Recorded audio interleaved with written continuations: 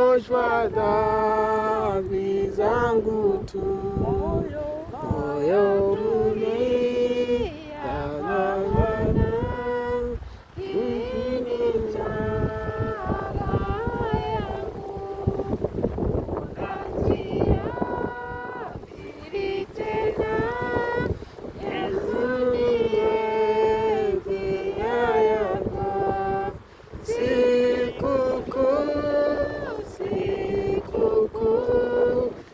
kuoshwa dhambi zangu kuu, ukeshana tuomba tu, amaniongoza mimi, sikukuu ya kuoshwa dhambi zangu kuu,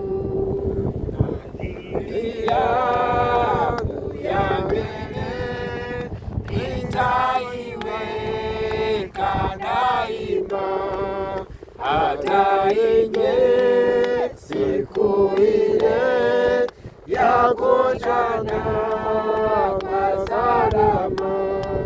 Sikukuu ya kuoshwa dhambi zangu kuu, ukeshana kuomba tu, ananiongoza miguu,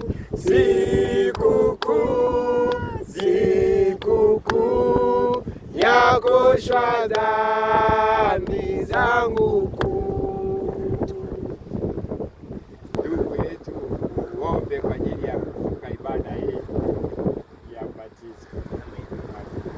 Bwana wetu Yesu Kristo, tukitazama kwa mbinguni tunaiona furaha kubwa sana. Kwa nini ni furaha? Tumeweza kupata mpenzi wetu Bwana.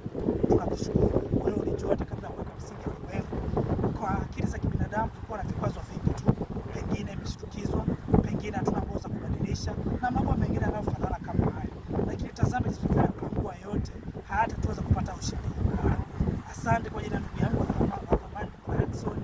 Ni mtu Blackson hata kabla ya kuweka msingi wa ulimwengu, kwamba siku na tarehe kama ya leo ndugu yetu Blackson ataweza kubatizwa katika jina la Yesu Kristo. Ni ushindi mkubwa Bwana. Kwa nini tunabatizwa katika jina la Yesu Kristo kwa maji mengi? Tunabatizwa kama tulivyofundisha mahali pale kwamba sisi ni wa kwako.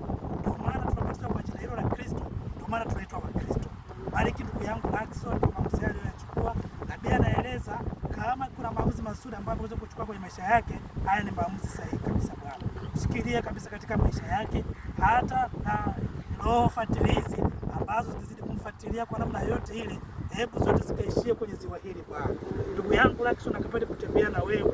Tunajua shetani anaweza kujinua kwa namna moja ama nyingine, lakini tunamzuia na kufunika kwa damu yako kila roho chafu, kila roho fatilizi, roho za koo, roho za kila namna, roho za magonjwa, mapepo ya kila namna ambayo ungeweza kujinua kwa namna yote ile. Tazama, tunayafunga katika jina la Yesu Kristo.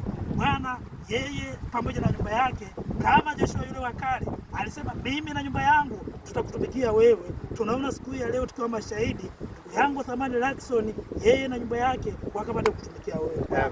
Hatuna Mungu mwingine wa kutumikia, Mungu wa kweli, bali ni Mungu wa wewe. Mungu wa ndugu yetu wa thamani, ndugu William Branham, ni Mungu wa kweli.